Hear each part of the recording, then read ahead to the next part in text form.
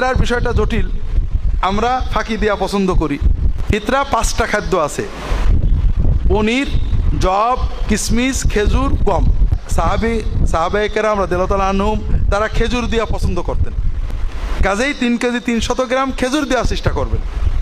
যারা না পারবেন, একান্ত অসচ্ছল পরিবার, তারা যদি আটা ময়দার দামে দেন, আশা করা যায় হয়ে যেতে পারে।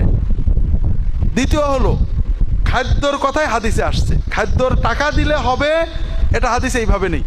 ফুকাহারা মতভেদ করেছেন। তাদের যুক্তি, জাকাতেও যেমন বলা হয়েছে ফসলের জাকাতে 20 কেজিতে 20 মনে 1 মণ দিতে হবে বা 2 মণ দিতে হবে, কিন্তু কেউ যদি ফসল না দিয়ে টাকা দেয় হয়ে যাবে, ফিতরাতে কেন হবে না? এছাড়া অনেক সময় খাদ্যর চেয়ে টাকা দিলে গরিবের উপকার বেশি হয়, কারণ খাদ্যটা তাকে বেচতে হবে, বেচতে দাম কম পাবে, কাজে টাকাটা